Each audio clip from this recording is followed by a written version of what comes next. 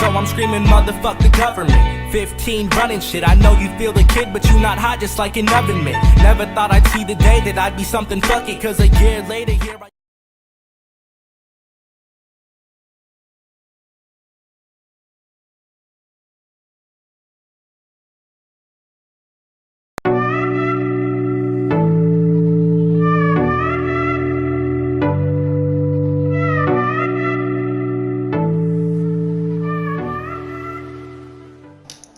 Et yo les gars, c'est Vazandy, j'espère que vous allez bien en tout cas, moi ça va nickel. Alors les gars, je vous dis toute nouvelle vidéo sur la chaîne de la Team Raven.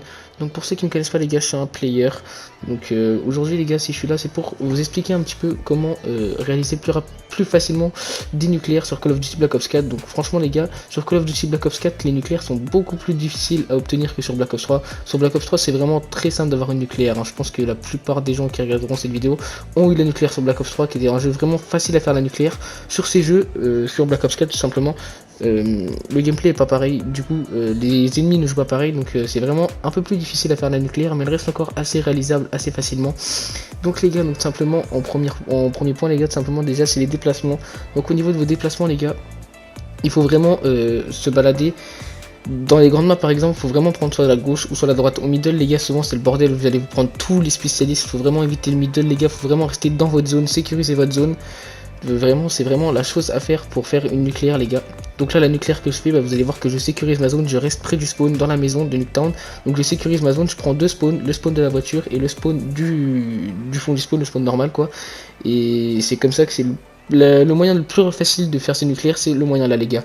Ensuite après jouer en groupe, c'est important les gars, c'est vraiment très important de jouer en groupe tout simplement pour que vos alliés justement mettent des drones et des drones de brouillage, parce que si vous jouez en solo vous aurez beaucoup moins de drones et beaucoup moins de drones de brouillage, ce qui fait que ce sera plus difficile pour vous de faire la nucléaire, parce que sur ce jeu le problème justement c'est qu'à cause de ça qu'il y a moins de nucléaire, que la nucléaire est beaucoup plus difficile à atteindre, c'est qu'il n'y a pas de VSAT les gars, donc simplement c'est vraiment chiant. Et du coup c'est plus simple avec la VSAT, mais du coup sur ce Black Ops 4 ils ne l'ont pas mis malheureusement.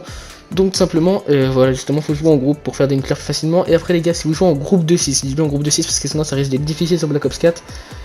Faut prendre les spawns, en gros vous vous mettez au fond du spawn ici, vous leur laissez le drapeau aux ennemis et les ennemis vont simplement spawn et vous les spawn killer.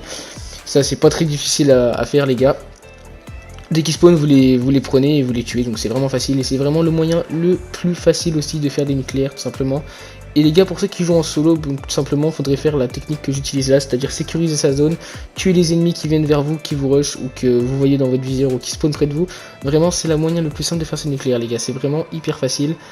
Et voilà, donc je pense que je vous ai à peu près tout dit, à part que voilà, sur les grandes maps il faut jouer intelligemment les gars.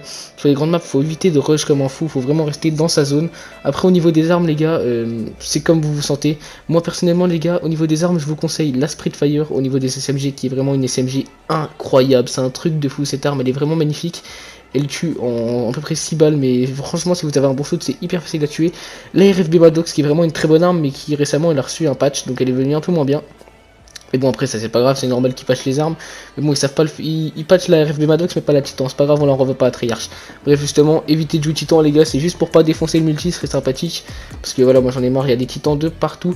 Et ensuite voilà, au niveau des spécialistes, soit jouer avec Tempête mais faut le gérer. Recon ça vous aidera vraiment beaucoup au niveau des capteurs et de l'impuissance visuelle, donc ça peut vraiment vous aider pour faire votre nucléaire les gars.